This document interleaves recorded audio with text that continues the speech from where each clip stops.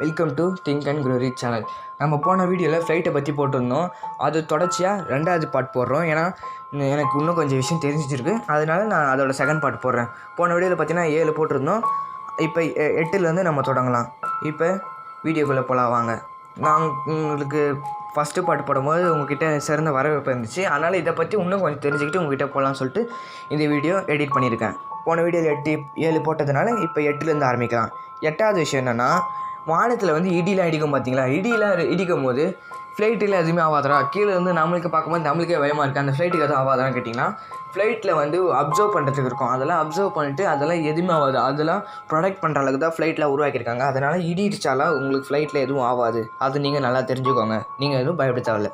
9வது முக்கியமான விஷயம் என்னென்னு பார்த்தீங்கன்னா, ஏரோப்ளைன்லாம் அந்த சர்வீஸ் கேர்ள்ஸ்லாம் இருப்பாங்க பார்த்தீங்களா? அதாவது வந்துட்டு போவாங்க, ஜூஸ் வேணுமா, இல்லை சாப்பாடு வேணுமா, அதை கேட்டு போவாங்களே, அந்தமாரி இருக்க கேர்ள்ஸ் பார்த்தீங்கன்னா, கேர்ள்ஸோ ஜென்ஸோ அது ஓகே, அவங்க சர்வீஸ் பண்ணுறவங்க இருக்காங்க பார்த்தீங்களா?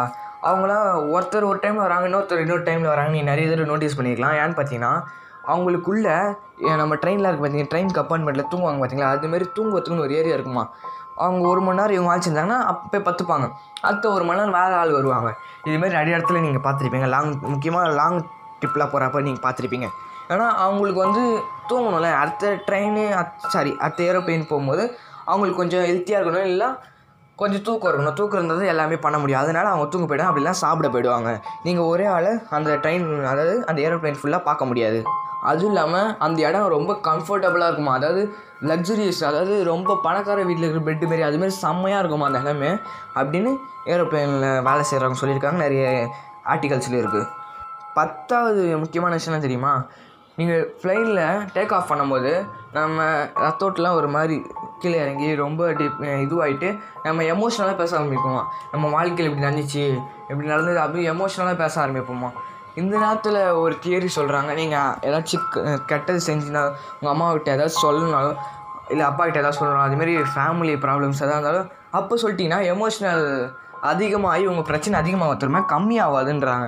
அதுவும் இல்லாமல் நீங்கள் ஒரு லவ்வர்கிட்ட லவ் சொல்கிறீங்கன்னு வச்சுக்கோங்க, இது ஒரு தியரி சொல்லியிருக்காங்க, நாங்கள் கலாய்க்க சொல்ல, இது உண்மைன்னு சொல்கிறாங்க சில பேர். அதனால் உங்கள்கிட்ட இதை ஷேர் பண்ணிக்கிறேன். அதாவது லவ்வர்கிட்ட லவ்வர் சொன்னால் உண்மையாக சக்ஸஸ் ஆகிறதுக்கு நிறைய வாய்ப்பு இருக்குன்றாங்க. இது எந்த அளவுக்கு உண்மைன்னு தெரியல, நான் கேள்விப்பட்டது உங்கள்கிட்ட ஷேர் பண்ணிக்கிறேன். 14வது முக்கியமான விஷயம் என்னன்னு பார்த்தீங்கன்னா, நீங்கள் ஏரோப்ளேனில் போகிறப்ப பார்த்தீங்கன்னா தண்ணி, டீ, காஃபியில் கேட்டுறாதீங்க.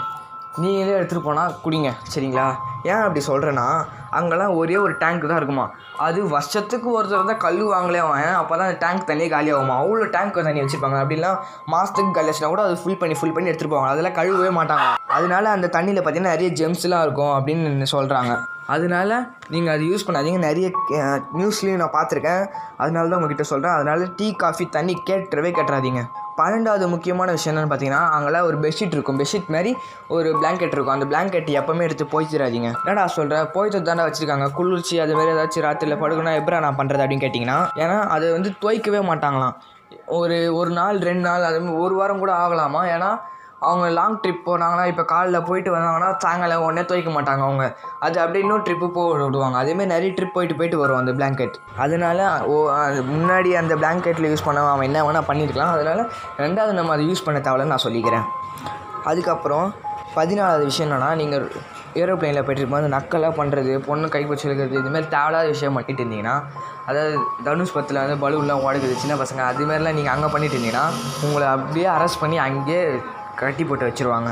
அவங்களுக்கு எல்லா ரைட்ஸ் இருக்குது உங்களை அரெஸ்ட் பண்ணுறதுக்கு. எல்லா உரிமையும் அவங்கக்கிட்ட இருக்குன்னு தெரிஞ்சுக்கோங்க. அதனால் ப்ளைனில் போகும்போது டீசெண்டாக நடந்துக்க பார்த்துக்கோங்க.